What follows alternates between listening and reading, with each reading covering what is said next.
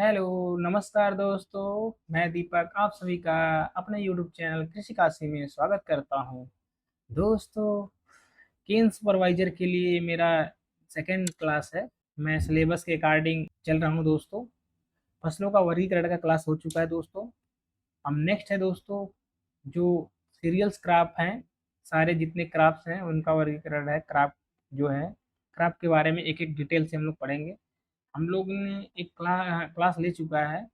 हमारी टीम ने एक शुगर केन का क्लास हो चुका है, क्योंकि केन सुपरवाइजर की वैकेंसी है, तो सबसे पहला क्लास हम लोग ने शुगर केन का ही लिया था दोस्तों। और दूसरा हमारा क्लास था फसलों का वर्गीकरण ऑफ क्रॉप। तो दोस्तों उसको आप जाके देखें। दोस्तों, केन सुपरवाइजर के लिए जो कृषि काशी जो टीम है, जो लॉन्च की है अपना कोर्स, आप जाके विजिट करके कृषि काशी पर देख सकते हैं। उस पर आपको ये सारे नोट्स, हैंड रिटन नोट्स के पीडीएफ, और आपको टेस्ट सीरीज एकदम बिल्कुल, और डेली टेस्ट और डेली सब कुछ प्रोवाइड होगा। एक बीएचयू की एक बहुत अच्छी टीम है, हमारे जूनियर उसमें है, हम हैं, हमारे सीनियर सब हैं। सब बहुत अच्छा कंटेंट आपको प्रोवाइड कर देंगे। जनरली दोस्तों, जो मेरा नोट्स होगा, नेमराज सुंडा प्लस अरुण कत्यान प्लस, ठीक है, और एक और बुक है, वो है नेमराज, हमारे एक सीनियर हैं मीना सर, उनकी बुक, तीन बुक मिला के हम एक नोट्स तैयार कर रहे हैं दोस्तों। यही जो नोट्स है, इसमें तीन बुक का जो है कंटेंट भरा हुआ है दोस्तों। तो आप देख सकते हैं कि ये कंपाइल, इससे बाहर आपको राइस कभी पढ़ना ही नहीं पड़ेगा अगर आप एक बार इसको पढ़ लिए दोस्तों। तो देरी न करते हुए दोस्तों, आप सभी को स्टार्ट करते हैं। केन सुपरवाइजर के हमारी जो है सेकंड क्लास है दोस्तों। आप अच्छे से पढ़ें, आराम से मजे लेके पढ़ें। आपको यहीं पे याद करवा देंगे, आप टेंशन बिल्कुल ना लें। और इससे बाहर एक क्वेश्चन भी नहीं जाएगा। ये भी दिखाएंगे दोस्तों कि मेरे नोट से एजीटीए में जो क्वेश्चन आया था, एक राइस जैसे जैसे क्या होता है दोस्तों, कि जो इंपॉर्टेंट क्रॉप होते हैं, जो मेजर क्रॉप होते हैं, उससे हर एग्जाम में एक एक क्वेश्चन बनते ही बनते हैं। इस सिलेबस के अकॉर्डिंग है दोस्तों। तो राइस से कोई भी पेपर हो, एक क्वेश्चन बनना तय है दोस्तों। तो आप पढ़िए इसको अच्छे से। कभी कभी दो भी बन जाते हैं, तो जैसा हो आप देखते हैं दोस्तों। स्टार्ट करते हैं हम लोग सीधे आज राइस क्रॉप। दोस्तों, आप सब जो कोर्स लिए हुए हैं, तो आप वैसा फील करें जैसे कि हम क्लास में, मैं आपके सामने बैठकर पढ़ा रहा हूँ, और आप ध्यान से पढ़ें और नोट्स बनाते रहें। आपको पीडीएफ तो मिल ही जाएगी, लेकिन खुद का भी नोट्स जरूर बनाएं। तो दोस्तों स्टार्ट करते हैं। आप देख रहे हैं जो सेकंड ग्राफ है, पैडी मतलब राइस। वैज्ञानिक नाम याद कर लीजिए, ओराइजा सेटाइवा। जो इसका गुणसूत्र संख्या है, 2n नंबर है, वो है 24 दोस्तों। दोस्तों, इसके कुछ महत्वपूर्ण तथ्य हम लोग देखते हैं। जो धान का विश्व में 60% से अधिक जनसंख्या का मुख्य जो है स्टेपल फूड कहते हैं, मतलब मुख्य खाद्यान्न है आपका धान। विश्व के कुल लगभग 90% का जो धान का उत्पादन होता है, वो एशिया, विशेषकर साउथ ईस्ट एशिया में होता है दोस्तों। जैसे दोस्तों मैं क्या बताता हूँ, जैसे कि ये पूरा आपको बता दें, ये इंडिया है, मतलब ये इंडिया होगा, ठीक है। इंडिया के जो इधर है, जितने भी कंट्री होंगे इधर वर्ल्ड में, ये साउथ ईस्ट कहे जाएंगे दोस्तों। इधर साउथ ईस्ट में इधर धान की खेती, जैसे हो गया आपका चाइना, हो गया इंडिया, हो गया आपका इंडोनेशिया, हो गया, ये सब बहुत ज़्यादा धान का प्रोडक्शन करते हैं। आगे चलते हैं दोस्तों। इसके लिए कौन सी जलवायु होती है, बहुत ज़्यादा एग्जाम में पूछता है दोस्तों, ठीक है। तो ह्यूमिड सब ट्रॉपिकल काफ़ी इंपॉर्टेंट है, ये बहुत ज़्यादा है। वेट मतलब कि आपको वेट ट्रॉपिकल, मतलब ह्यूमिड सब ट्रॉपिकल, ये दोनों पाई जाती हैं, इंपॉर्टेंट है, बहुत ज़्यादा एग्जाम में पूछा जाता है, ठीक। हॉट एंड ह्यूमिड क्लाइमेट बहुत ही ज़्यादा इसके लिए इंपॉर्टेंट है। कौन से दोस्तों? Hot and humid, humid climate. आप ये अपने नोट में लिख लें, एग्जाम में ये बहुत बार क्वेश्चन पूछ चुका है दोस्तों कि राइस क्रॉप के लिए कौन सा क्लाइमेट जलवायु उपयुक्त है, हॉट एंड ह्यूमिड। इतना याद रखेंगे तो आप एग्जाम में कर ले जाएंगे। नेक्स्ट दो दोस्तों है, भारत में धान का जो क्षेत्रफल है और उत्पादन है, दोनों की दृष्टि से हम लोग क्या है, अब प्रथम स्थान पे आ गए दोस्तों। उत्पादन में भी और क्षेत्रफल में भी हम लोग प्रथम, पहले चाइना था दोस्तों, चाइना को हम लोग अभी सरपास किए हाल ही में। तो हम लोग का जो है धान में भी उत्पादन में प्रथम स्थान पे आ गए हैं। अब दोस्तों, व्हाइट राइस क्या होता है दोस्तों? इसमें 6 से 7% तक प्रोटीन होता है, ठीक है। और जो ब्राउन राइस होता है, इसमें लगभग 8% होता है दोस्तों। तो आप याद कर लीजिए, 7 से 8% क्या होता है, राइस में प्रोटीन होता है। ये भी एग्जाम में बहुत पूछा जाता है। सारे सीरियल्स में सबसे कम राइस में ही प्रोटीन पाया जाता है दोस्तों, क्योंकि इसमें कार्बोहाइड्रेट की मात्रा ज़्यादा होती है। नेक्स्ट देखते हैं दोस्तों, जो मिलिंग होता है, मिलिंग के दौरान चावल में उपस्थित लगभग 2 से 2.5% का जो फैट है वो नष्ट हो जाता है दोस्तों। ये भी इंपॉर्टेंट फैक्ट्स है, आप इसको याद कर सकते हैं। आप हलिंग परसेंटेज देख सकते हैं दोस्तों, क्या होता है कि जो राइस से भूसी और राइस का अनुपात क्या है दोस्तों। तो जैसे धान होता है, उसको हम लोग क्या करते हैं, मिलिंग के लिए ले जाते हैं, हलिंग के लिए ले जाते हैं, मतलब हम लोग क्या करते हैं गाँव में दराना कहते हैं, धान दराता है, ठीक है। दोस्तों उसको क्या कहते हैं कि ये जो है 66% होता है, मतलब 2/3% हमारा क्या रहता है, चावल निकलता है, और लगभग 33% हमारा भूसी निकल जाता है। यही पूछ रहा है कि हलिंग परसेंटेज कितना है, तो दोस्तों 66% एग्जाम में बहुत ज़्यादा। एग्जाम में कभी कभी दोस्तों 2/3 देता है, ठीक है, 2/3 दे देता है, जिससे व्यक्ति कंफ्यूज हो जाते हैं, तो वहाँ नहीं कंफ्यूज होना है। या तो आप 66% को अगर चेंज करेंगे तो 2/3 ही आएगा। दोस्तों एग्जाम में पूछता है, पूछा भी गया है, बहुत बार पूछा गया है आप लोग को। अभी जब मैं इसका कराऊंगा कि धान से कितने PYQ अभी तक बने हुए हैं उत्तर प्रदेश या अदर एग्जाम में, उस सीरीज में आपको मिल जाएंगे दोस्तों। आगे चलते दोस्तों, सामान्यतः 1 किलोग्राम जो हम लोग को ड्राई मैटर उत्पादन करने के लिए लगभग जो है हमको 400 से 500 लीटर पानी की आवश्यकता होती है दोस्तों। ये ज़्यादा इंपॉर्टेंट है दोस्तों। धान सबसे अधिक पानी की आवश्यकता वाली फसल है दोस्तों। 1 किलोग्राम हमको चावल पैदा करने के लिए दोस्तों 5,000 लीटर पानी लगता है। ये बहुत ही ज़्यादा इंपॉर्टेंट है, बहुत ज़्यादा पूछा जाता है एग्जाम में। तो आप देख सकते हैं दोस्तों, JRF वगैरह में तो बहुत बार क्वेश्चन है, पूछा जा चुका है, बहुत सारे एग्जाम में भी पूछा जा चुका है। आप इसको याद रखें कि 1 किलो चावल उत्पादन करने के लिए हमको कितना पानी की आवश्यकता होती है, तो 5,000 लीटर का, ये आप याद कर सकते हैं। आगे देखते हैं दोस्तों, धान के खेत में नाइट्रोजन जो होता है फर्टिलाइजर, नाइट्रोजन फर्टिलाइजर को अपचयन क्षेत्र मतलब रिड्यूस जोन में डालते हैं, उसके जड़ के पास देते हैं, जैसे जिससे कि हमारा डीनाइट्रिफिकेशन और लीचिंग की संभावना बहुत ही कम हो जाती है, जिससे हानि कम होता है अपना उसी, तथा नाइट्रिफिकेशन की जो प्रक्रिया धीमे हो जाती है। हम लोग डायरेक्ट क्या करते हैं, उसके रिड्यूस जोन में देते हैं, उसके जड़ के पास देते हैं, जिससे वो आसानी से ले लेता है दोस्तों। आगे चलते हैं दोस्तों, देखते हैं धान के खेत में 5 सेंटीमीटर जो है हम लोग सबमर्ज करते हैं, पानी हमेशा बनाए रखते हैं, जो कि रिप्रोडक्टिव स्टेज और दाना बनने की अवस्था में हम बहुत ज़्यादा लाभकारी होती है, और उत्पादन हमारा बढ़ जाता है दोस्तों। आगे चलते हैं दोस्तों, देखते हैं कि चावल के दाने का प्रमुख जो है प्रोटीन, जो उसको बोलते हैं लाइसिन, जो कुल प्रोटीन का लगभग 4% होता है, तो लाइसिन मात्रा ठीक ठाक होता है दोस्तों इसमें। चावल का मुख्य जो भंडारण प्रोटीन है उसको ओराइजीन कहते हैं दोस्तों, ये भी उसके साइंटिफिक नेम से ही रिलेटेड है, आप इसको देख सकते हैं। जैसे कि मेज में जीन होता है, ठीक है, तो इसमें ओराइजीन है। धान में जो है दोस्तों प्रोप्रेनिल और स्टेम, जो अंकुरण के बाद पोस्ट इमरजेंस आपका हर्बिसाइड है, ये भी बहुत ज़्यादा एग्जाम में पूछा जाता है दोस्तों। ये जो हमारा था, ये तो पूरा उसका बेसिक था, महत्वपूर्ण तथ्य हैं राइस से रिलेटेड। अब हम राइस से अब धीरे धीरे उसके बाद डिटेलिंग अब हम लोग पढ़ेंगे। वो तो आपका एक महत्वपूर्ण जो पॉइंट रहता है उसको मैंने डिस्कस कर दिया है।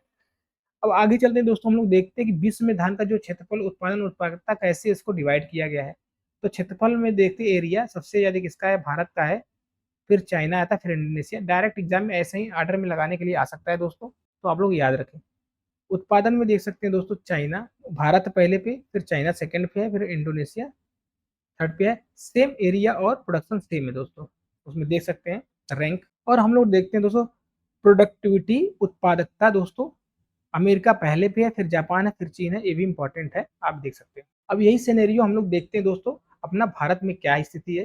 भारत में एरिया उत्तर प्रदेश में ज़्यादा है, प्रोडक्शन भी सेकंड पे, अरे एरिया में सेकंड पे पश्चिम बंगाल, और दोस्तों बिहार है। और दोस्तों हम लोग देखते हैं जो उत्पादन में देखते हैं, उत्तर प्रदेश पहले पे, सेकंड में वेस्ट बंगाल, थर्ड पे आंध्र प्रदेश। ये बहुत ज़्यादा इंपॉर्टेंट डाटा है, इसको याद रख सकते हैं। अब हम लोग देखते हैं उत्पादकता मतलब प्रोडक्टिविटी, देखते हैं पंजाब में सबसे ज़्यादा दोस्तों। ये क्वेश्चन बहुत बार एग्जाम में आ चुका है, आप इसको देख सकते हैं। आगे चलते हैं, अब हम लोग देखते हैं दोस्तों वर्गीकरण, क्लासिफिकेशन, ठीक है दोस्तों। इसका जो ओराइजा वंश है, जीनस है, इसकी लगभग 24 प्रजातियां, स्पीसीज पाई जाती है। लेकिन दोस्तों इनमें से केवल 2 प्रजातियों की खेती अच्छे से की जाती है, उसके बारे में हम लोग पढ़ेंगे, ठीक है दोस्तों। तो हम लोग देखते हैं ओराइजा सेटाइवा, इसका जो गुणसूत्र ऊपर ही हम लोग देख लें 24 है दोस्तों।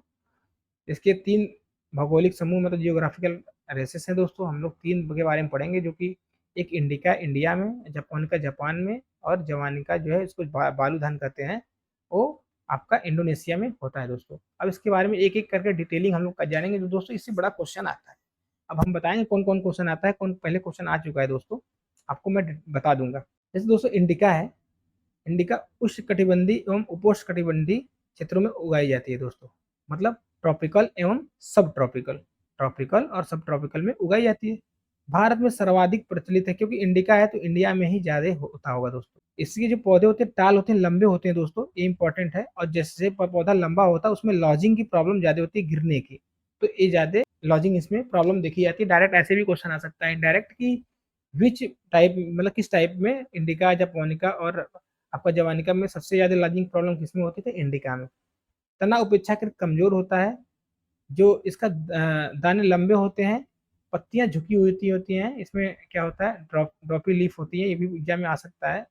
उत्पादकता कम होती है, अधिक उर्वरक एवं सिंचाई, मतलब हाई इनपुट कंडीशन मतलब लेती हैं, सिंचाई वगैरह अगर फर्टिलाइजर ज़्यादा तो इनपुट ज़्यादा लग रहा है। तो ये है दोस्तों। नेक्स्ट हम लोग देखते हैं दोस्तों, जो राजस्व तैयबा का मेष जवानिका है, इसके बारे में हम लोग देखते हैं। इसको क्या है? समशीतोष्ण मतलब और उपोष्णकटिबंधी, तो देख सकते हैं टेम्परेट, ठीक है, सेमी टेम्परेट और आपका सब ट्रॉपिकल में होता है। विशेषकर ये जापान में उगाई जाती है दोस्तों। ये 60 स्ट्रक्चर होता है दोस्तों, ये तना इसका मजबूत होता है, इसमें लॉजिंग की प्रॉब्लम बहुत ही कम होती है दोस्तों। पत्तियां सकरी और सीधी एवं गहरे रंग की होती है दोस्तों। अधिक उर्वरक एवं सिंचाई के प्रति अच्छी प्रतिक्रिया देती हैं। सर्वाधिक उत्पादन समूह है। दाने गोल एवं अंडाकार होते हैं दोस्तों, राउंड एंड ओवल शेप होते हैं दाने इसके। नेक्स्ट देखते हैं दोस्तों, इसमें मुख्यतः इंडोनेशिया में उगाई जाती है। कम कल्ले होते हैं, फ्रूट ईलर बनती है इसमें। ये जो है जंगली प्रकार के वाइल्ड फार्म की विशेषताएं पाई जाती है इसमें। बलियों में अधिक मेनी एवेंस होते हैं। फसल अवधि जो है क्रॉप ड्यूरेशन लंबा होता है दोस्तों। तो दोस्तों, जो लॉजिंग प्रॉब्लम इसमें नहीं होती है, जपोनिका में नहीं होती है और इसमें होती है। ये क्वेश्चन एग्जाम में पूछ चुका है कि किसमें लॉजिंग प्रॉब्लम नहीं होती है, तो ये आंसर है दोस्तों, आप देख सकते हैं। आगे चलते हैं दोस्तों, देखते हैं इसके बारे में। और जो सेकंड हमारा है ओराइजा ग्लेबिरिमा दोस्तों, इसकी खेती केवल पश्चिम अफ्रीका में होती है दोस्तों, आप इसको भी याद रख सकते हैं। अब धान का ओरिजिन बहुत एग्जाम में पूछा जाता है दोस्तों, तो आप देख सकते हैं धान की उत्पत्ति इंडो बर्मा या दक्षिण पूर्वी एशिया में होता है। तो दोस्तों, जैसे ये मान लीजिए भारत है आपका, ये भारत बना देते हैं ऐसे करके, मतलब भारत है ये, इधर से मान लीजिए भारत है दोस्तों, भारत है। इधर इधर आपका राइस हुआ है, ठीक है, मतलब क्या है? साउथ वेस्ट ईस्ट एशिया और साउथ वेस्ट एशिया में आपका इस साइड व्हीट का जो है ओरिजिन है दोस्तों, आप इससे याद रख सकते हैं व्हीट और राइस दोनों का। आगे चलते हैं दोस्तों, देखते हैं राइस के बारे में, सामान्य आवश्यकता और मौसम, ठीक है, उसके लिए कौन कौन से क्लाइमेट जलवायु अच्छी है दोस्तों, उसके लिए देखते हैं हम लोग। ये तो आपको पता ही चल गया, याद हो गया होगा ये सब। ये है सब परागण, मतलब सेल पॉलिनेशन है। इसके फल को जो है दाने को करिएप्सिस कहते हैं। प्रोटीन और हाइजीन आपको पता है, पहले से बता दिए हैं। और इसका जो हर्बिसाइड है प्रोपेनिल और स्टाफ, ये भी बता दिए हैं। इन्फ्लोरेसेंस पेनिकल बोलते हैं इसके, इन्फ्लोरेसेंस ये भी एग्जाम में बहुत पूछता है दोस्तों। प्लांट का टाइप पहले ऊपर ही पहले क्लास में मैं बता दें, C3 प्लांट है, साडे लांगडे प्लांट, क्लासिफिकेशन ऑफ क्रॉप में, ठीक है। और दोस्तों 1000 दानों का भार है, टेस्ट वेट जो इसका सीड का होता है वो 25 ग्राम होता है। लेकिन दोस्तों यही आपको अगर पूछ देगा किसमें, बासमती राइस में, तो बासमती राइस में इसका 22 ग्राम हो जाता है। ये भी याद रखिए दोस्तों, एग्जाम में ये भी आ सकता है। अगर घुमा देगा थोड़ा तो आपका गलत हो जाएगा, तो गलत होने नहीं देंगे, आप टेंशन बिल्कुल ना लें, सारा एक एक चीज़ आपको क्लियर करेंगे। अब हम लोग देखते हैं दोस्तों, जनरल रिक्वायरमेंट क्या है उसका, उसकी सॉइल कैसी होनी चाहिए। तो धान की खेती के लिए जो क्ले सॉइल सबसे बेस्ट होती है, क्योंकि water holding capacity clay soil की सबसे ज़्यादा होती है, मतलब पानी संरक्षित रखने की क्षमता सबसे ज़्यादा किस सॉइल में होती है? चिकनी सॉइल में, मतलब क्ले सॉइल में होती है। फिर इसके बाद जो है क्ले लोम में भी होता है दोस्तों, ये दोनों इंपॉर्टेंट है राइस क्रॉप के लिए। सॉइल पूछेगा तो क्ले और क्ले लोम इंपॉर्टेंट है दोस्तों। राइस क्रॉप जो है एसिड लविंग प्लांट है दोस्तों, एसिड सॉइल में अच्छा होता है दोस्तों। इसके लिए पीएच होता है 4 से 6, इंपॉर्टेंट दोस्तों। और पोटैटो भी इसी कैटेगरी में आता है, पोटैटो, और ये काफ़ी इंपॉर्टेंट है, आप इसको देख सकते हैं। नेक्स्ट देखते हैं दोस्तों, क्या है टेम्परेचर इसके लिए कितना चाहिए। पौधे की वृद्धि के लिए औसत टेम्परेचर 21 से 37 डिग्री सेंटीग्रेड चाहिए, ये भी इंपॉर्टेंट है, आप इसको भी याद रख सकते हैं। खेती की दशा, भारत में धान की खेती मुख्यतः निचली भूमि में होती है, लो लैंड कंडीशन में होती है, जहाँ पे पानी आके दोस्तों रुकता हो। ऐसा नहीं कि हम लोग अपलैंड में करें जहाँ ऊपरी भूमि हो, जहाँ पानी रुके ना सीधे नीचे चला जाए। तो दोस्तों लो लैंड में हम लोग क्या करते हैं? धान की खेती करते हैं, ये भी इंपॉर्टेंट है। नेक्स्ट देखते हैं दोस्तों, जो इसका शारीरिक फिजियोलॉजिकल विशेषताएं क्या है। ये क्या होता है? सेमी एक्वेटिक पौधा है, मतलब आधा कम से कम पानी तो उसमें रहना चाहिए। सबमर्ज जो है कंडीशन में भी अच्छी वृद्धि कर लेती है। पत्तियों में उपस्थित एक एरेकाइमा टिश्यू होता है दोस्तों, ये बहुत ज़्यादा इंपॉर्टेंट है, जो क्या करता है कि वायुमंडल से ऑक्सीजन को जड़ों तक पहुंचाती है। ये एक विशेष प्रकार का इसमें एक गुण पाया जाता है।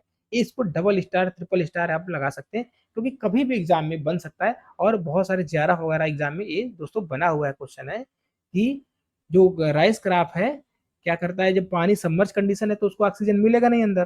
तो दोस्तों वो ऑक्सीजन की पूर्ति कहाँ से करता है, तो उसका एरियोकाइमा टिश्यू होता है उसके पौधे के जो है जड़ों में, क्या करता है कि आपको जो एटमॉस्फेयर से पत्तियां क्या करती हैं उस एरियोकाइमा की मदद से वायुमंडलीय ऑक्सीजन को जड़ों तक पहुंचाती है। आप इसको याद रख सकते हैं। और देखते हैं इसको दोस्तों, धान में जो सीजन देखते हैं, राइस के सीजन जो एग्जाम में बहुत ज्यादा पूछा जाता है, अस, अमन और बोरो, 3 सीजन होते हैं दोस्तों।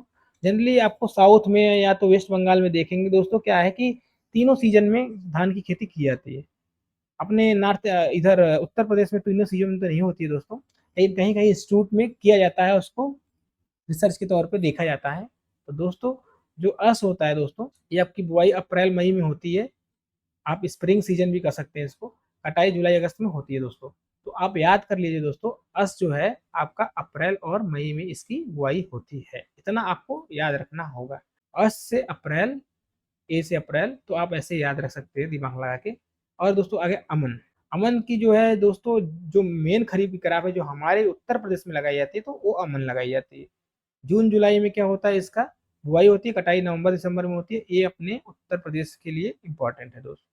जो बोरो होता है दोस्तों, उसका हम लोग बुआई करते हैं नवंबर दिसंबर, मतलब रबी सीजन में करते हैं, और अप्रैल मई में उसकी कटाई कर लेते हैं। ये तीनों बहुत इंपॉर्टेंट है, इसको डबल स्टार ट्रिपल स्टार जो भी लगाना हो लगा लो दोस्तों। महत्वपूर्ण तथ्य देखिए, उत्तर पश्चिमी भारत में कम शीतकालीन तापमान के कारण केवल अमन खरीफ धान की जाती है दोस्तों। तो अपने आप देख सकते हैं बहुत ज़्यादा इंपॉर्टेंट है उत्तर पश्चिमी, जो पंजाब हरियाणा वगैरह और अपना उत्तर प्रदेश ठीक है। तो ये सब होता है दोस्तों। अब हम लोग देखते हैं दोस्तों, ये राइस की वैरायटी बहुत एग्जाम में पूछी जाती है। धान की प्रमुख किस्में कौन कौन सी हैं, उसकी उपलब्धियां क्या हैं, उसके बारे में उसका इतिहास हम लोग जानने की कोशिश करेंगे दोस्तों। जैसे आप देखिए दोस्तों कि प्रमुख किस्में एवं ऐतिहासिक उपलब्धियां दोस्तों, जो टी मतलब टाइचुंग नेटू वन, जो ये वैरायटी ये है विश्व की प्रथम ड्वार्फ धान की किस्म दोस्तों, ये बहुत एग्जाम में पूछा जाता है। जो ताइवान के द्वारा 1964-65 में विकसित किया गया था। 1964 में भारत में सबसे पहले लाई गई धान की किस्म है दोस्तों, ये इंपॉर्टेंट है दोस्तों, आप देख सकते हैं। नेक्स्ट दोस्तों IR8, इसका इतिहास क्या है, विश्व की प्रथम उच्च उत्पादक देने वाली हाई इल्डिंग वैरायटी बौनी एवं प्रकाश संवेदी मतलब फोटो इंसेंसिटिव धान की किस्म है दोस्तों। इंटरनेशनल राइस रिसर्च इंस्टीट्यूट 1966 के द्वारा विकसित किया गया था दोस्तों। ये फिलीपींस मनीला में है दोस्तों, ये आपका IRRI दोस्तों। इसका जो क्रॉस कराया गया था पेटा प्लस DGU जीन से कराया गया था। ये बहुत इंपॉर्टेंट एग्जाम में पूछा था, राइस की कौन सी जीन है दोस्तों, ये है GGU जीन, आप इंपॉर्टेंट याद रख सकते हैं। 1965 में भारत में लाई गई। जो DGU जीन का अर्थ मतलब क्या है दोस्तों, ब्राउन टिप्टेड शार्ट लेग्ड। दोस्तों आपको ये भी एग्जाम में पूछा जा सकता है, भूरे सिरे वाला छोटा तना। दोस्तों आप देख सकते हैं इसका अर्थ। ठीक है, आगे चलते हैं। तीसरी जो वैरायटी दोस्तों है, इंपॉर्टेंट वैरायटी भारत के लिए तो बहुत ही ज़्यादा इंपॉर्टेंट है, जया। एग्जाम में बहुत पूछी जाती है दोस्तों, इसलिए इंपॉर्टेंट है क्योंकि दोस्तों जया है भारत की प्रथम उच्च उपज देने वाली अर्धबौनी सेमी ड्वार्फ धान की किस्म है दोस्तों। 1968 में डॉक्टर शास्त्री द्वारा विकसित किया गया था। ये भी पूछ सकता है जय किसके द्वारा विकसित किया गया था, डॉक्टर शास्त्री द्वारा। इसका जो क्रॉस कराया गया था टाई टूंग नेटिव वन से और टाइप 141 से, एक एग्जाम में बहुत पूछता है दोस्तों, आप इसका क्रॉस याद कर लें। जो TN वन है दोस्तों, MIR8 से अधिक उपज देने के कारण इसे भारत का चमत्कारिक धान या मिरेकल ऑफ राइस इंडिया कहा जाता है दोस्तों। यही एग्जाम में डायरेक्ट क्वेश्चन आएगा कि मिरेकल राइस ऑफ इंडिया किस वैरायटी को कहा जाता है। तो दोस्तों आप इसको जया मानिए, आप इसको रट लीजिए, डबल स्टार ट्रिपल स्टार जो लगाना हो लगा लो, एग्जाम में आ सकता है। और दोस्तों कुछ विशेष परिस्थितियों हेतु किस्म देखेंगे, लेकिन पहले हम लोग ऊपर से देखते हुए आते हैं। इधर तो हम लोग कर ही चुके हैं। जैसे उड़ीसा के लिए कौन कौन सी प्रमुख किस्में, जैसे मलिंगा, ठीक है, मसूरी, ये है उड़ीसा के लिए। जो म्यूटेंट वैरायटी कौन कौन सी है बहुत पूछता है, जगन्नाथ हो गया, ठीक है, और टाइचुंग नेटिव 141 ये है। सत्तारी भी एक इम्पॉर्टेंट है जो कि म्यूटेंट वैरायटी है। तो आप देख सकते हैं जगन्नाथ और सत्तारी जो है म्यूटेंट वैरायटी है राइस की, एग्जाम में बहुत पूछता है। और दोस्तों क्या है, डायरेक्ट सीडेड राइट, जो कि मतलब हम लोग जो प्लांटिंग ट्रांसप्लांटिंग ना करके डायरेक्ट छिड़क दें पूरा हाथ से, जैसे बाला और कावेरी है डायरेक्ट सीडेड राइट राइस है, इंपॉर्टेंट है, ये भी पूछ सकता है।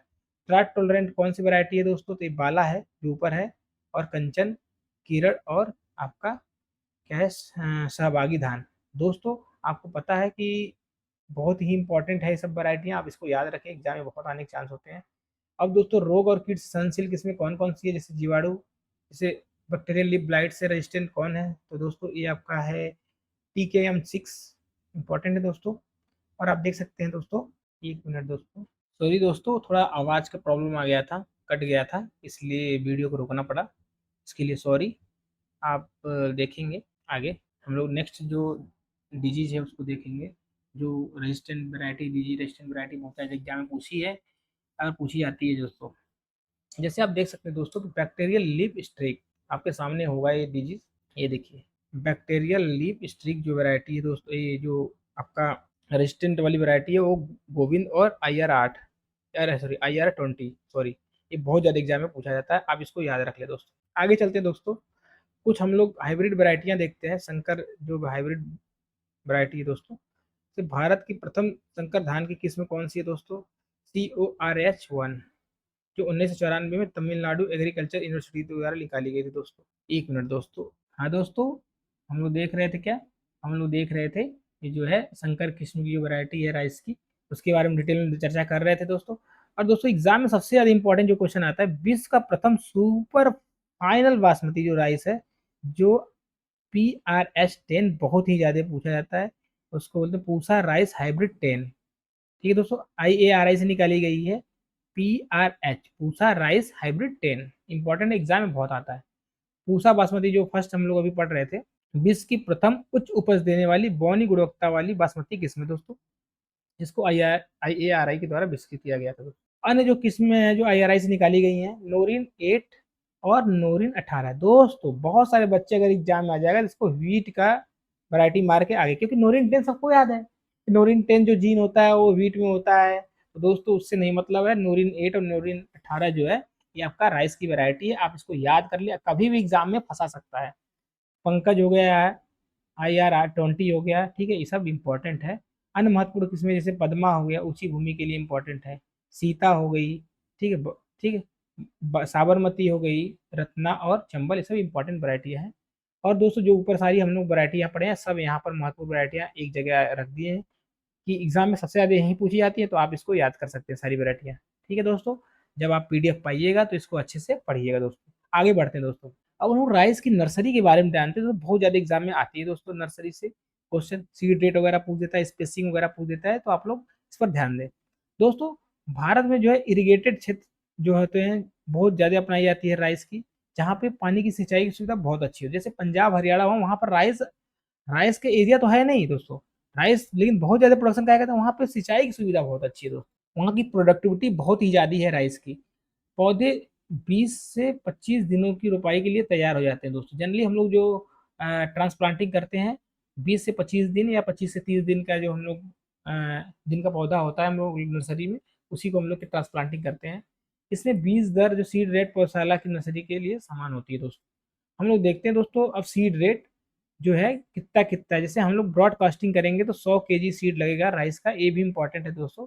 और ड्रिल द्वारा लगाएंगे, ड्रिलिंग करेंगे तो 60 kg प्रति हेक्टेयर, सब याद रखिए दोस्तों, मैचिंग में आ सकता है या डायरेक्ट पूछ सकता है।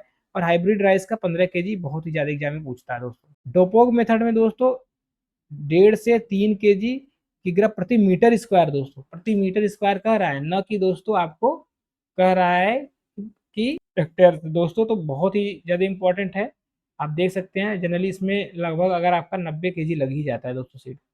और जो स्पेसिंग होता है रो और प्लांट की स्पेसिंग होता है वो 20x10 होता है, इंपॉर्टेंट दोस्तों। रो टू रो का 20 सेंटीमीटर और प्लांट टू प्लांट का 10 सेंटीमीटर स्पेसिंग होता है, ये भी एग्जाम में पूछा जा सकता है। अब दोस्तों जो नर्सरी के कुछ मेथड है उसको हम लोग को जानना पड़ेगा, एग्जाम में बहुत आते हैं, जैसे डोपोग मेथड आया, कहाँ से आया, ऐसा क्वेश्चन पूछता है दोस्तों। तो जो डोपोग मेथड है दोस्तों, ये फिलीपींस के द्वारा इसको विकसित किया गया था, बहुत ही ज़्यादा नर्सरी का एक मेथड है नर्सरी को, तो दोस्तों फिलीपींस के द्वारा विकसित किया गया, एग्जाम में पूछा जाता है। जो इसका जो हम लोग भारत में यूज होता है डोपोक का, वो होता है आंध्र प्रदेश में सबसे पहले अपनाया जाता है। इस विधि में पौधे की जड़ें जो मिट्टी सीधे संपर्क में नहीं रहती है दोस्तों, पौधे को सीमेंट या फर्श की ऊंची क्यारी में इसका जो है पॉलीथीन सीट या केले के पत्ते के ऊपर उगाया जाता है। जैसे दोस्तों क्या है डोपोक में, जैसे कि आपके पास खेत नहीं खाली है या कुछ कहीं आपको घर पे लगाना है, तो आप एक घर घर घर में अपने जैसे है खुले में, आप ऊपर से छाया हुआ हो सब कुछ, आप उसमें आराम से एक कंक्रीट का बना लें या तो एक केले की पत्ती बिछा लें, सीमेंटेड रहे, उसमें आप बना के आप उसको कर सकते हैं दोस्तों। इसका उपयोग विशेष रूप से सुनिश्चित सिंचाई उपलब्ध होने और शीघ्र रोपाई की आवश्यकता होने पर होता है। जैसे कि आपको बहुत ही ज़्यादा इमरजेंसी में आपको अगर सीड बनाना है, तैयार करना होगा आपको नर्सरी, तो आप ये विधि अपना सकते हैं। दोस्तों लगभग 10 से 14 दिन का जो पौधा होता है इसमें यूज करते हैं दोस्तों, बहुत पूछता है। तो 10 से 14 मतलब लगभग 12 दिन का पौधा हो जाता है, तो हम लोग उसको ट्रांसप्लांट कर देते हैं। 1 हेक्टेयर क्षेत्र की रोपाई के लिए लगभग 25 से 30 मीटर स्क्वायर का जो है नर्सरी के लिए एरिया पर्याप्त है दोस्तों। 20 हेक्टेयर 3 किलोग्राम प्रति मीटर स्क्वायर है दोस्तों, इसे ऊपर बता ही दिया मैंने। नोट करने के लिए क्या जरूरी है दोस्तों, जो एग्जाम में आता है, पौधे की रोपाई होती है 12 दिन की, ठीक है, तैयार हो जाता है। 20 से 3 किलोग्राम प्रति मीटर अंकुरित, ठीक। और पौधशाला का क्षेत्रफल 25 से 30 मीटर प्रति हेक्टेयर, और विशेष मिट्टी के संपर्क के बिना पौध तैयार की जाती है। ये सब दोस्तों एग्जाम में आने वाली चीज है, पॉइंट है। आगे हम लोग देखते हैं दोस्तों क्या है SRI विधि, ये भी बहुत ज्यादा इंपॉर्टेंट है, डबल ट्रिपल स्टार जो भी हो आप लगा सकते हैं इसमें। तो दोस्तों देखिए धान की जो SRI विधि है, इसको पूरा नाम है सिस्टम ऑफ राइस इंटेंसिफिकेशन, बहुत ही ज्यादा एग्जाम में आता है दोस्तों, आप देख सकते हैं। जो इसके विकास करता थे, जो इसके फादर कहेंगे हेनरी ली ललानी, इंपॉर्टेंट है, बहुत ज्यादा है, एग्जाम में आता है दोस्तों। दोस्तों 1980 के दशक में मेडागास्कर में इसकी खोज हुई थी दोस्तों। अब एग्जाम में आप क्लियर कर लो कि जो आपका डोपायग आया था दोस्तों, वो कहाँ से था, फिलीपींस से, और आपका SRI कहाँ से, मेडागास्कर से। दोस्तों यह एक एग्रो इकोलॉजिकल पद्धति है जो है, जिसका उद्देश्य सिंचित धान की उत्पादकता बढ़ाना दोस्तों, जो आपका इरिगेटेड राइस है उसकी प्रोडक्टिविटी को बढ़ाना है दोस्तों। इसमें पौधा का जो प्रबंधन, मृदा जल और पोषक तत्वों का वैज्ञानिक ढंग से प्रबंधन किया जाता है दोस्तों, तथा जैविक खादों के उपयोग से बढ़ावा दिया जाता है, बहुत ही ज्यादा इंपॉर्टेंट है दोस्तों। SRI का मूल सिद्धांतों में पौधे की संख्या कम रखना है दोस्तों, सिंचाई, जल का कम उपयोग करना और मिट्टी की दशा में सुधार शामिल है दोस्तों। इससे जो है वीड भी कंट्रोल होता है, हर्बिसाइड का भी कम उपयोग होता है दोस्तों इसमें, या तो नहीं ही होता है, ये भी पूछ सकता है कि ऐसा कौन सा नर्सरी है जिसमें वीड का उपयोग नहीं होता है। तो दोस्तों इंपॉर्टेंट है, ये नर्सरी नहीं, ये आपका जो है राइस जो है अपना एक मेथड है, rice system of rice intensification, ठीक है, बहुत एग्जाम में पूछा जाता है। 10 से 12 दिन पुराने पौधे की रोपाई की जाती है इसमें दोस्तों, और SRI मुख्यतः सिंचित एवं वर्षा आधारित धान की खेती में अपनाई जाती है दोस्तों। जनरली दोस्तों इसमें गेहूं और गन्ना, बाजरा, सरसों आदि भी इसका प्रयोग किया जा सकता है, लेकिन हम लोग राइस में सबसे ज़्यादा यूज इसका हो रहा है दोस्तों। जैसे स्मॉल होल्डिंग जो फार्मर के हैं दोस्तों, यह विधि उनके लिए बहुत ही लाभकारी मानी जाती है, क्योंकि इनके पास भूमि की उपलब्धता बहुत ही कम होता है दोस्तों। भारत में इसे तमिलनाडु कृषि विश्वविद्यालय कोयम्बटूर द्वारा अपनाया गया दोस्तों। SRI में जल से की बचत और पर्यावरण संरक्षण और उत्पादकता में वृद्धि हुई दोस्तों, यद्यपि यह एक श्रम लेबर इंटेंसिव तकनीक है दोस्तों। SRI विधि से यूपीएससी में भी क्वेश्चन पूछा जा चुका है, यूपीएससी में 2 बार क्वेश्चन पूछा जा चुका है, आप इसको याद रख सकते हैं दोस्तों, बहुत इंपॉर्टेंट टॉपिक है दोस्तों। इससे रिलेटेड कुछ और देखते हैं हम लोग, जो इस पद्धति में जो पौधे और प्लांट और रो की जो है 25x25 रखते हैं, इंपॉर्टेंट है दोस्तों। जनरली 8 से 12 दिन पुराने जो है आपका नर्सरी वाली सीड है, उसको हम लोग यूज करते हैं। और 100 वर्ग मीटर से जो इसका है, 1 हेक्टेयर के लिए हम लोग क्या करते हैं, पर्याप्त रहता है, इतना एरिया में हम लोग लगाते हैं नर्सरी, तो पर्याप्त रहता है दोस्तों। इसका सीड रेट पूछता है, बहुत इंपॉर्टेंट है। अगर एकड़ में पूछेगा तो 2 किग्रा, अगर आपको हेक्टेयर में पूछे तो 5 किग्रा प्रति हेक्टेयर है। तो यही याद करके एग्जाम में यही आएगा कि अगर SRI में कितना हम लोग केजी सीड लेते हैं राइस का या पैडी का, तो 5 किग्रा प्रति हेक्टेयर है, इंपॉर्टेंट है, आता है दोस्तों एग्जाम में। SRI पद्धति की कुछ विशेष जो द्वेष है उसको भी हम लोग देख लेते हैं दोस्तों। SRI की इसमें क्या होता है, अधिक श्रम लेबर कास्ट अधिक लगते हैं, और इसमें सिंगल सीडलिंग लगाते हैं, एक सीडलिंग लगाते हैं। ये भी एग्जाम में बहुत पूछता है कि हम लोग SRI विधि में कितने सीड लगाते हैं एक हिल में, तो हम लोग एक हिल में लगाते हैं कितने दोस्तों, एक सिंगल, तो ये भी इंपॉर्टेंट है। निराई गुड़ाई वीडिंग इसमें आसान होती है। लेकिन आगे चलते हैं दोस्तों, फर्टिलाइजर मैनेजमेंट, ये भी इंपॉर्टेंट दोस्तों कि फर्टिलाइजर मैनेजमेंट इसमें करना धान में बहुत आसान है, क्योंकि इसमें हमेशा वाटर लॉक कंडीशन होता है दोस्तों। तो इसमें किस प्रकार का फर्टिलाइजर दे जिससे कि उसका लीचिंग और डिनाइट्रिफिकेशन और उसका जो होता है वोलेटाइजेशन कम हो दोस्तों। तो दोस्तों धान में उर्वरक प्रबंधन जो है, फर्टिलाइजर मैनेजमेंट काफी इंपॉर्टेंट है। उच्च उपज देने वाले धान की किस्मों के लिए सामान्यतः NPK 100 की रखते हैं दोस्तों। और इसमें दोस्तों 25 की ग्राम हम लोग जिंक सल्फेट देते हैं अंतिम पडलिंग के समय दोस्तों। बहुत इंपॉर्टेंट इसलिए होता है दोस्तों जिंक, क्योंकि इसमें जो वाटर लॉक कंडीशन होता है, जब पानी जो धान खेती में हमेशा वाटर लॉक कंडीशन रखते हैं, 5 सेंटीमीटर सबमर्ज रखते हैं, तो क्या होता है जहाँ वाटर लॉक कंडीशन होता है वहाँ जिंक की डिफिशियंसी पाई जाती है। आपको मैं सोयल साइंस जब पढ़ाऊंगा तो उसमें दिखाऊंगा दोस्तों। तो जहाँ वाटर लॉक कंडीशन होता है वहाँ जिंक की डिफिशियंसी पाई जाती है, इसलिए हम लोग पहले से जिंक का 25 किग्रा जिंक सल्फेट दे देते हैं उसमें। जल भराव पडलिंग वाली धान की मिट्टी में दो परतें बनती हैं दोस्तों। एक ऑक्सीकृत परत, जैसे ऑक्सीडाइज जोन उसको बोलते हैं, ऊपरी 1 से 10 जो है मोटी परत होती है जिसमें ऑक्सीजन उपस्थित रहता है दोस्तों। यह क्या होता है रिड्यूस जोन, ऑक्सीकृत परत के नीचे की परत होती है जिसमें ऑक्सीजन नहीं होते दोस्तों। दूसरा आप देख सकते हैं एक एक हो गया ऑक्सीकृत, इसमें 10 तक रहता है, इसमें ऑक्सीजन रहता है, उसके नीचे ऑक्सीजन रहित रहता है दोस्तों। तो इम्पॉर्टेंट है। तो हम लोग को क्या कहता है, इसको रिड्यूस जोन में जो भी हम लोग खाद देते हैं राइस में, यहीं पे देते हैं, रिड्यूस जोन में देते हैं कि हम लोग का लीचिंग वगैरह ना हो और वोलेटाइजेशन ना हो दोस्तों, पौधे को मिलता रहे। धान के खेत में नाइट्रोजन न जो धान के खेत में नाइट्रेट उर्वरकों का प्रयोग नहीं करना चाहिए, क्योंकि इसमें लीचिंग तथा डिनाइट्रिफिकेशन के कारण नाइट्रोजन की अधिक हानि होती है। तो हम लोग नाइट्रेट फर्टिलाइजर क्या होता है धान में नहीं देते हैं। एग्जाम में बहुत पूछता है दोस्तों क्वेश्चन कि कौन सा फर्टिलाइजर धान में नहीं देते हैं, तो नाइट्रेट फर्टिलाइजर नहीं देते हैं। आप इसको भी याद रख सकते हैं, बेहद ही महत्वपूर्ण है दोस्तों। आगे चलते हैं दोस्तों। आगे हम लोग देखते हैं कि निचली भूमि में लो लैंड में जो है अमोनिकल जो है रूपी नाइट्रोजन उर्वरक को देते हैं। धान में हम लोग क्या कौन सा देते हैं, अमोनिकल। ठीक है दोस्तों, रिड्यूस जोन में देते हैं, यहाँ पर देते हैं जहाँ पे उसका अच्छा सा गहराई में देते हैं, जिससे नाइट्रोजन का उपयोग सबसे प्रभावी विधि मानी जाती है। धान में रिड्यूस जोन में देते हैं, इंपॉर्टेंट है। यदि निचली भूमि में नाइट्रेट उर्वरकों का प्रयोग करना आवश्यक होता है तो उन्हें केवल ऑक्सीकृत जोन में ही मिलना चाहिए। यदि आप निचली भूमि में नाइट्रेट उर्वरकों का प्रयोग करना चाहते हैं तो ऑक्सीकृत जोन में ही मिलना चाहिए।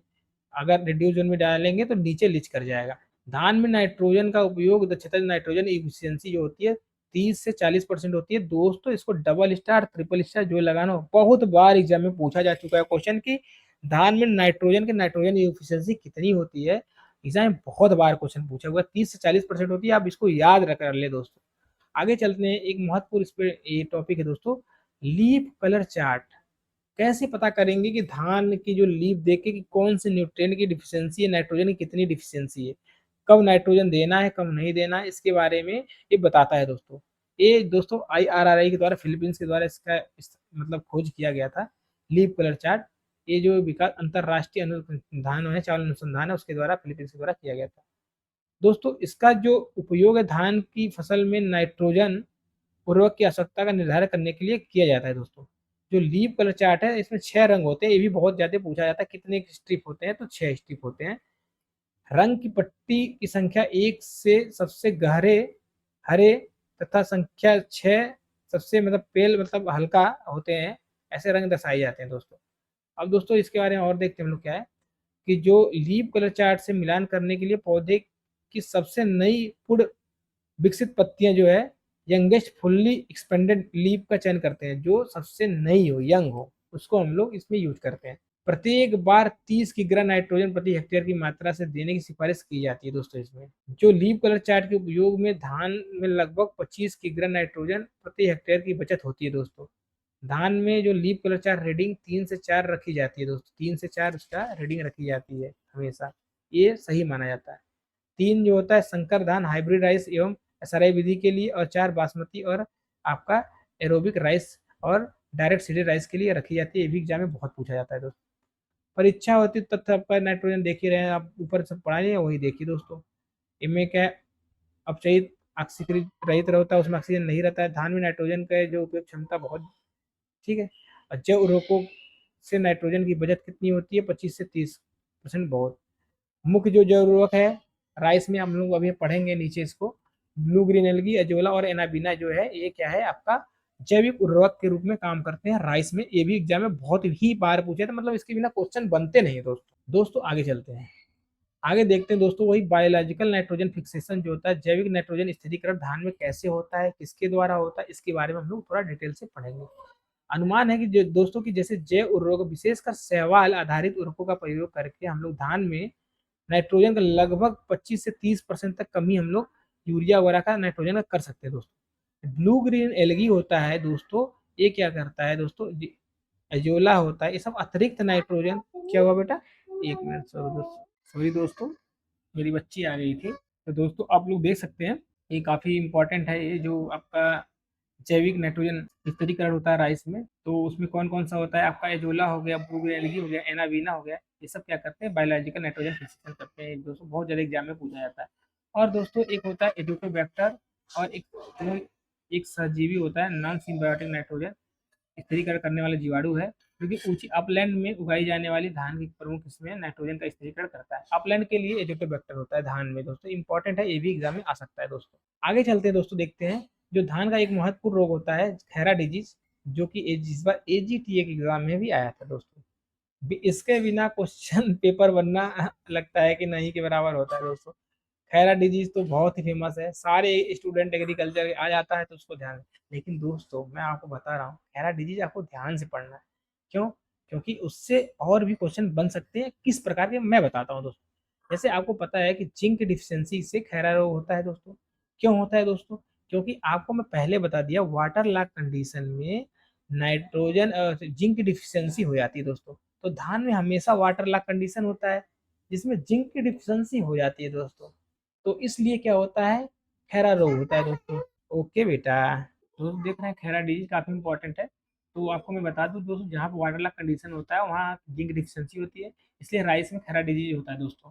आगे देखते हैं दोस्तों, जस्ता की कमी से होने वाली जो जिंक डिफिशियंसी से होने वाली, इसमें क्या होता है, शीर्ष जो लीफ होते हैं पीले पड़ जाते हैं दोस्तों, और बाद में सूख जाते हैं, पौधे की वृद्धि रुक जाती है दोस्तों। जस्ता की कमी से प्रमुख लक्षण जो है, बाहरी पत्तियों में रस्ट के समान या भूरे या ब्राउनिश रेड धब्बे दिखाई देते हैं दोस्तों। दोस्तों एग्जाम में एक क्वेश्चन पूछेगा कि प्रथम रिपोर्ट जो है किसने किया था, इसका खोज किसने किया था, YL ने। इंपॉर्टेंट है, 1966 में दोस्तों, ये एग्जाम में, जो कि पंतनगर उत्तराखंड में दी थी। तो ये पूछ सकता है कौन सी यूनिवर्सिटी के द्वारा खोज किया गया था, पंतनगर एग्रीकल्चर यूनिवर्सिटी। किसने, YL ने। दोस्तों ये सब एग्जाम में बहुत क्वेश्चन आने के चांस ऐसे भी बन सकते हैं। और इसके रोकथाम के लिए हम लोग क्या करते हैं, 5 किग्रा जिंक सल्फेट प्रति हेक्टेयर के रूप में उपयोग करते हैं दोस्तों। ये भी इंपॉर्टेंट है, एग्जाम में पूछ सकता है आपके। दोस्तों ये सब नए क्वेश्चन बन सकते हैं आपके एग्जाम में, तो आप देख सकते हैं। और दोस्तों ये ज़्यादा इंपॉर्टेंट है दोस्तों, कि फसल की प्रारंभिक अवस्था में 0.05 जिंक सल्फेट का हम लोग क्या कहते हैं, फोलियर स्प्रे करेंगे दोस्तों। ये बहुत इंपॉर्टेंट है कि अगर हम लोग को खैरा डिजीज से बचना है तो कितने, मतलब क्या बोलते हैं, जिंक सल्फेट का हम लोग फोलियर स्प्रे करेंगे, कितना परसेंट रहना चाहिए, तो 10.5%। एग्जाम में पूछा जा चुका है दोस्तों, बहुत ही खतरनाक क्वेश्चन बन सकता है।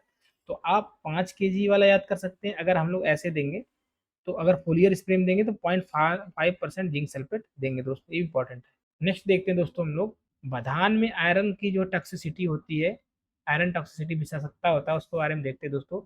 धान में जो लोहे की जो है विषाक्तता होता है, मतलब टॉक्सिसिटी होती है, ब्राउनिंग ऑफ राइस कहा जाता है उसको दोस्तों। यह मुख्यतः जल भराव वाले अम्लीय सल्फेट मिट्टियों में, एसिड सल्फेट सॉइल में होता है दोस्तों। ये जो दोस्तों क्या होता है, अल्टीसोल सॉइल हो गया और ऑक्सीसोल सॉइल में दोनों में पाई जाती है दोस्तों। प्रारंभिक लक्षणों में पत्तियों के शीर्ष एवं बैगनी जो पर्पल कलर के रंग दिखाई देते हैं, जो कि बाद में उसको क्या होता है, झुलसी हुई हो जाती है, मतलब स्क्रॉचेड हो जाती है दोस्तों, अवस्था में बदल जाती है। ठीक है, इसके लिए 2 वैरायटियां हैं दोस्तों, जो कि बहुत इसके ज़्यादा टॉलरेंट है, जिसमें लगता नहीं है ये रोग, वो है फाल्गुना। इंपॉर्टेंट वैरायटी है, जो कि आयरन टॉक्सिसिटी से टॉलरेंट है। एग्जाम में एक क्वेश्चन बहुत ज़्यादा बनने की संभावना है दोस्तों। अब धान में एक सिलिकॉन की क्या उपयोगिता है दोस्तों, ये भी बहुत एग्जाम में पूछा जाता है दोस्तों। तो धान के उत्पादन में सिलिकॉन का महत्वपूर्ण लाभकारी पोषक तत्व माना जाता है। क्यों? क्योंकि सिलिकॉन की कमी से होने वाले जो पौधे में नरम, जो सॉफ्ट और झुके हुए ड्रप्सी दिखाई देते हैं।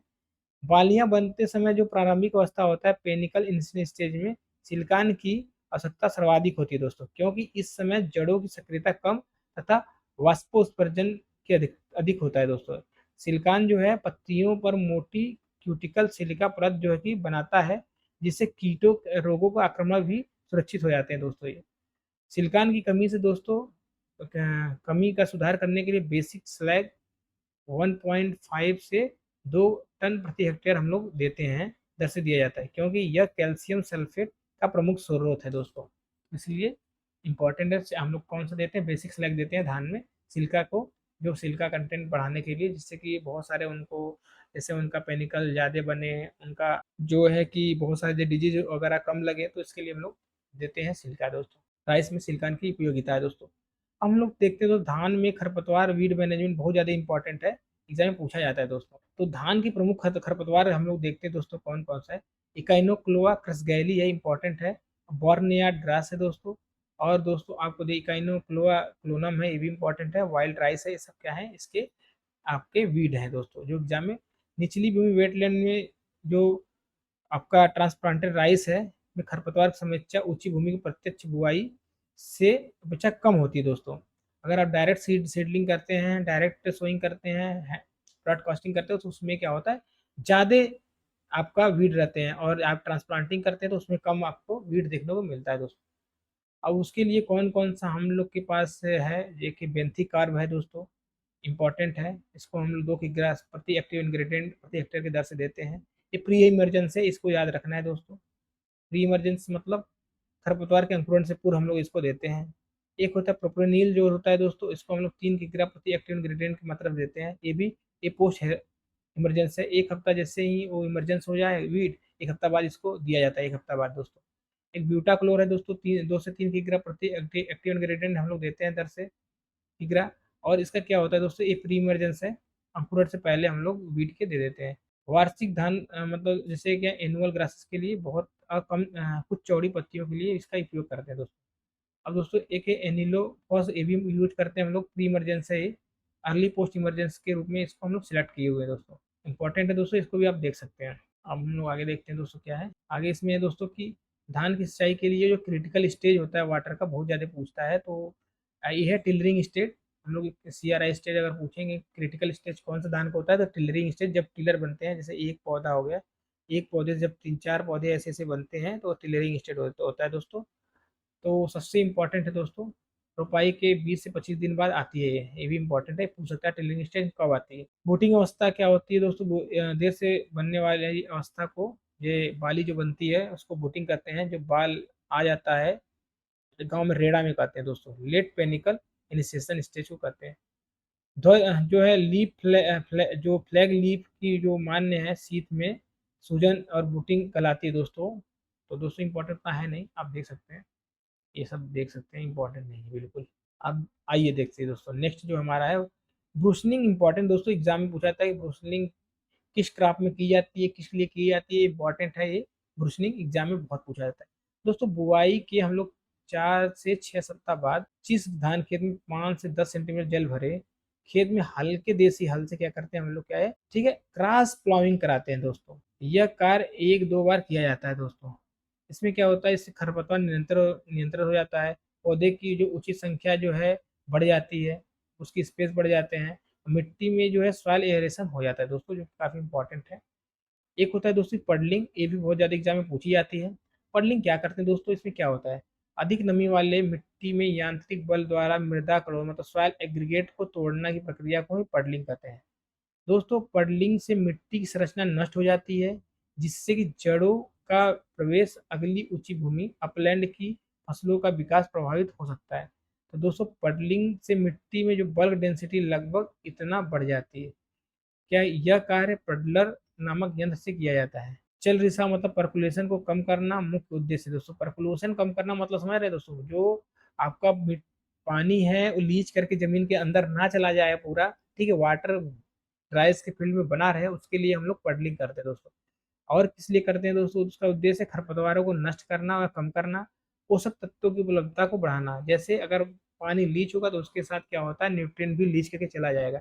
इसीलिए हम लोग पडलिंग करके उसको लीचिंग को मतलब क्या बोलते हैं उसको, कम करते हैं, परकुलेशन को कम करते हैं दोस्तों। परकुलेशन कम हो जाएगा तो न्यूट्रिएंट और पानी का जो मात्रा लीच करके नीचे जाने का है वो कम हो जाएगा दोस्तों। आगे चलते हैं, एक इंपॉर्टेंट इसमें टॉपिक गोल्डन राइस दोस्तों। गोल्डन राइस शब्द का प्रतिपादन इंडो प्रोटिकस ने किया था दोस्तों, एग्जाम में बहुत पूछता है। ए बीटा कैरोटीन युक्त एक जीन की आनुवांशिक अभियांत्रिकी मतलब जीन इंजीनियरिंग द्वारा इसका स्थानांतरित किया गया था धान में दोस्तों। इसका उद्देश्य धान में विटामिन ए की मात्रा को बढ़ावा देना था। यह एक ट्रांसजेनिक मतलब GM जेनेटिक मॉडिफाइड धान है दोस्तों, ये भी एग्जाम में पूछा जा सकता है। पीसीएस में 2-3 बार पूछ चुका है दोस्तों ये क्वेश्चन। आगे चलते हैं दोस्तों, देखते हैं धान का प्रसंस्करण कैसे प्रोसेसिंग करते हैं, उसमें मिलिंग करते हैं। मिलिंग करने से क्या होता है दोस्तों कि थाइमिन की डिफिशियंसी हो जाती है मिलिंग करने पर उस धान में, तो उससे क्या हो जाता है, बेरी बेरी नामक रोग हो जाता है। अगर बार बार हम लोग पॉलिश वाला राइस खाएंगे, तो पॉलिश राइस बार बार खाएंगे तो हम लोग को बेरी बेरी डिजीज होता है। ये पीसीएस में 2 से 3 बार क्वेश्चन पूछा जाता है पीसीएस के एग्जाम में दोस्तों, यही क्वेश्चन डायरेक्ट आया हुआ है। आप लोग को मैं बता दूं, अभी आपको जब एग्जाम में क्वेश्चन कराऊंगा, इसका प्रैक्टिस कराऊंगा, तो आपको सारा चीज़ करा दूंगा दोस्तों। चावल की पॉलिशिंग जो होता है दोस्तों, बहुत ही आपको बता ही दिए, ठीक है। पॉलिशिंग चावल खाने से आपको बहुत दिक्कत हो सकता है। एक पैरा बॉइलिंग चावल होता है दोस्तों, ये क्या होता है इसमें कि एक जल उसमें जो हाइड्रोथर्मल प्रक्रिया होती है इसमें इसमें स्टार्च की जो क्रिस्टलीन संरचना अपरिवर्तित डिस्वेलिंग एवं संलयन फ्यूजन के कारण इसमें होता है दोस्तों। ये एक तरह से जैसे हम लोग भुजिया चावल गाँव में करते हैं वही है दोस्तों। धान की जो क्वालिटी है उसमें क्या क्या हलिंग करते हैं दोस्तों। अभी हलिंग परसेंट आपको पहले ऊपर ही बता दिया था, 66% होता है, ठीक है। हैवी रिकवरी होता है, 66% इंपॉर्टेंट है। धान की कटाई दोस्तों, लगभग 80% जो बालियाँ होती हैं, जो 80% दाने पक जाते हैं तब हम लोग करते हैं दोस्तों। कम से कम उस टाइम नमी जो होती है उसके धान में 20 से 26 डिग्री सेंटीग्रेड होती है, ये भी बहुत ज़्यादा पूछता है। थ्रेशरिंग के समय दाने में 16 से 22% नमी होती है और भंडारण के समय 14%। 12 से 14 याद रख सकते हैं दोस्तों, इंपॉर्टेंट है, ये भी एग्जाम में बहुत पूछा है। अब दोस्तों उसकी उपज पूछता है, एग्जाम में आता नहीं, लेकिन आप एक बार देख लीजिएगा, ठीक है, कि कैसे कैसे उपज है, लेकिन एग्जाम में नहीं आता है बिल्कुल। हलिंग परसेंटेज आपको पहले ही बता दिया है। अब हम लोग दोस्तों इसके रोग के बारे में जानते हैं, जो कि एग्जाम में ज़्यादा इंपॉर्टेंट है, जो कि आने के चांसेस होते हैं। अभी एजीटीए के एग्जाम में आया था, उसको भी मैं बताऊंगा कौन सा क्वेश्चन आया था दोस्तों। तो दोस्तों आप देख सकते हैं काफ़ी इंपॉर्टेंट रोग है इसमें, जो एग्जाम में आपके डायरेक्ट आने की संभावनाएं है। तो दोस्तों पहला आपका रोग है ब्लास्ट या रोटन नेक। दोस्तों ये इसका जो है पायरिकुलेरिया ओराइजी इसका जो है कजल ऑर्गेनिज्म है, कारक है। यह धान का सबसे गंभीर रोग है दोस्तों। इसको बोलते हैं रिचमेंट डिजीज। एग्जाम में क्वेश्चन आ सकता है, जैसे इस बार आया था राइस का किलर डिजीज, जैसे ये वाला क्वेश्चन आ गया था दोस्तों एक बार। किलर डिजीज ऑफ राइस किसको बोलते हैं, तो बैक्टीरियल लीफ ब्लाइट को बोलते हैं। ये क्वेश्चन इस बार आया हुआ था दोस्तों। तो दोस्तों ऐसे रिचमेंट डिजीज किस डिजीज को बोलते हैं, तो blast and rotten neck disease को रिचमेंट डिजीज कहा जाता है दोस्तों। इसमें क्या होता है कि अधिक नाइट्रोजन, उच्च सापेक्ष आर्द्रता तथा लगभग 20 डिग्री रात्रि टेम्परेचर से इस रोग का के लिए अनुकूल होता है दोस्तों। रिच में इसलिए कहते हैं इसमें इसको, क्योंकि हम लोग इसमें बहुत जब ज़्यादा नाइट्रोजन की मात्रा दे देते हैं तब ये डिजीज बहुत ज़्यादा लगता है। तो इसीलिए इसको रिचमेंट डिजीज कहते हैं कि इनके पास तो बहुत ही पैसे हैं, बहुत ही यूरिया अंधाधुंध झोंके जा रहे हैं दोस्तों, इसलिए इसको रिचमेंट डिजीज कहते हैं। रोगग्रस्त पौधे की पत्तियां लीफ स्टेज जो पर आंखों के आकार का एक आई शेप धब्बे बनते हैं दोस्तों, जिनकी किनारे ग्रे अथवा डार्क ब्राउन कलर की हो जाती है दोस्तों।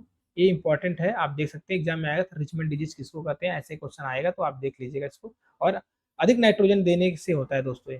दोस्तों अब नेक्स्ट है क्या है, ब्राउन लीफ स्पॉट। तो दोस्तों इसका जो आपका कारक है हेलमिंथोस्पोरम ओराइजी है, या इसको ये भी याद आप रख सकते हैं दोस्तों। क्या होता है 1943 में बंगाल में अकाल फेमाइन आया था, इसके लिए यही रोग उत्तरदायी था। पूरा राइस का क्रॉप ही नष्ट हो गया था दोस्तों।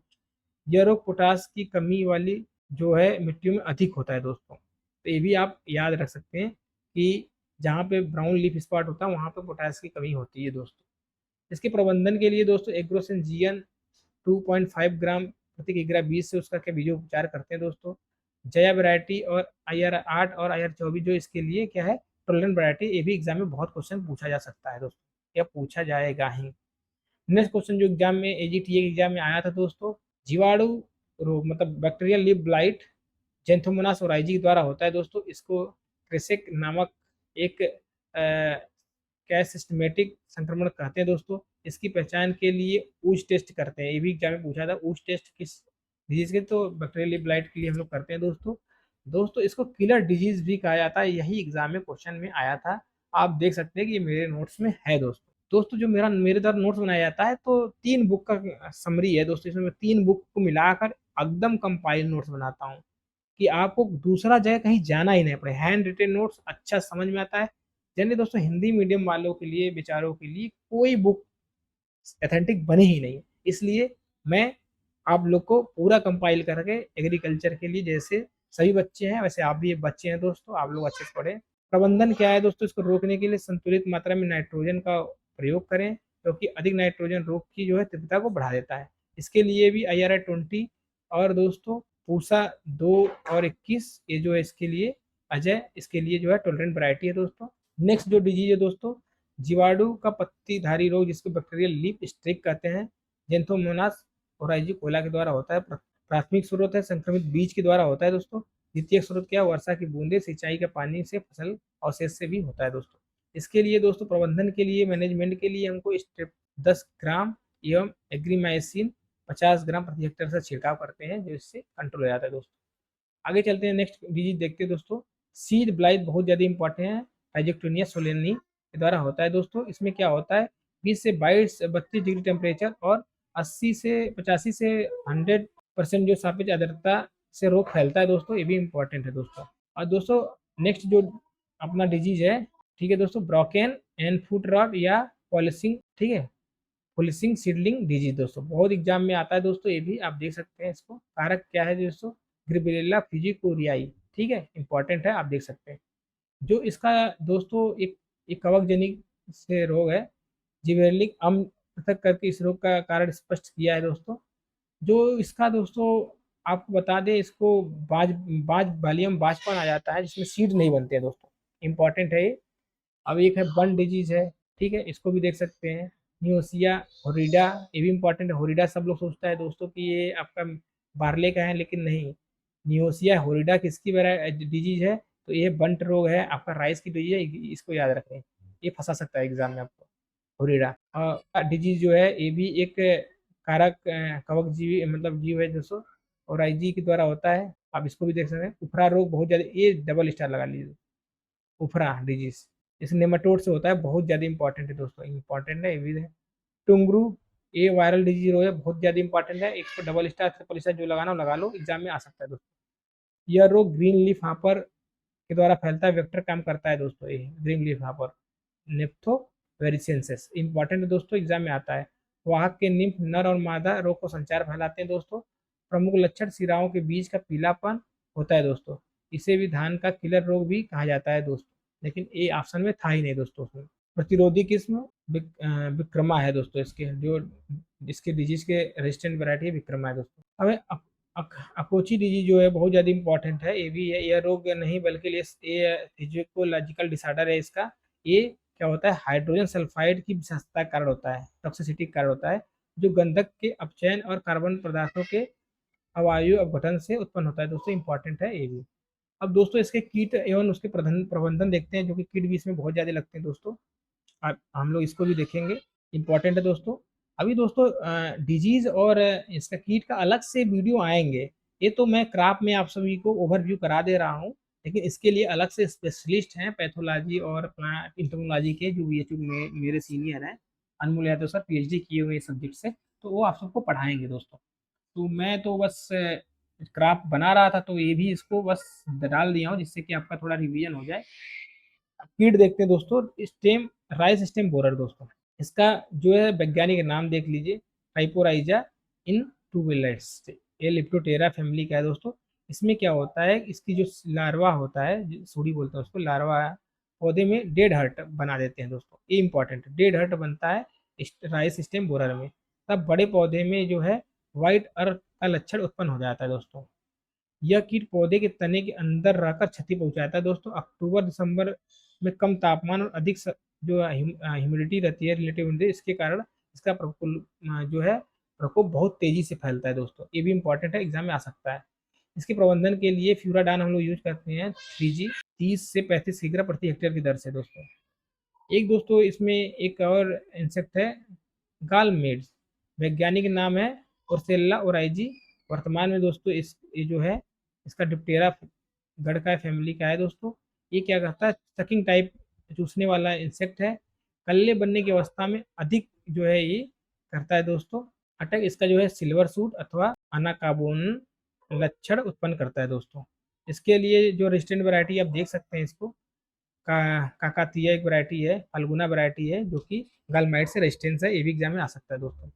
नेक्स्ट दोस्तों इंसेक्ट है राइस हिस्पा, इंपॉर्टेंट है, ठीक है, डिस्केलेस डिस्पा आर्मीजेरा, इंपॉर्टेंट है, बहुत ज़्यादा पूछता है, कोलिप्टेरा फैमिली का दोस्तों। पत्तियों की मध्य सिराएं के समांतर सफ़ेद धारियाँ, ब्लैक कलर का होता है, इसमें स्पाइन भी होते हैं दोस्तों, ये क्या है, नर्सरी का है, एक इंसेक्ट है, नर्सरी क्रॉप में, नर्सरी में लगता है दोस्तों ये जनरली। अब नेक्स्ट आ गया जो एग्जाम में पूछा ही जाएगा, ये डबल स्टार ट्रिपल ए जो लगाना लगा लो दोस्तों, गंधी बग तो इससे बिना क्वेश्चन बनता नहीं है।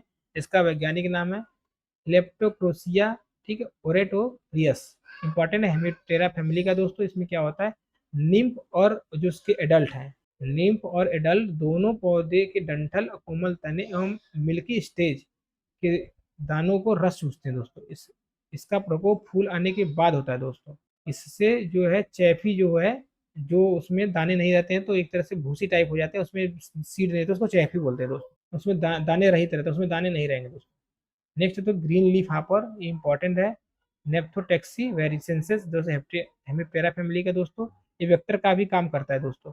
ये पत्तियों का रस चूसता है, टुंगरू वायरस का प्रमुख वाहक है, वेक्टर काम करता है दोस्तों, उसको फैलाने में मदद करता है। टुंगरू डिजीज प्रमुख लक्षण है, हापर बॉर्न बना देता है दोस्तों। अब नेक्स्ट है दोस्तों ब्राउन प्लांट हापर, जो कि जिसका वैज्ञानिक नाम है नियोपार्वता लिगन्स। जैसे नीम और वैक्स दोनों रस चूसते हैं इसमें, हापर इसमें भी बनता है दोस्तों। तो इसका जो आपका प्रसार करने वाला ग्रासी स्टन डिजीज का ये प्रसार करता है दोस्तों, आप देख सकते हैं। एक नेक्स्ट लास्ट जो इंसेक्ट है, आर्मी वार्म, जो कि दोस्तों आपको रात में ही लगता है इसमें, आर्मी वार्म। आप नीचे है दोस्तों, दिखाई नहीं दे रहा है तो आपको बता दे रहे हैं कि आर्मी वार्म डिजीज है। यह राइस के क्रॉप में रात में ही लगता है दोस्तों। दोस्तों राइस क्रॉप खत्म हो गया, जनरली 1 घंटे का क्लास है दोस्तों ये। राइस क्रॉप बहुत बड़ा क्रॉप है दोस्तों, आप लोग देख सकते हैं। ठीक है दोस्तों, बस इतना ही आज के लिए, इतना ही। आप लोग सभी का धन्यवाद।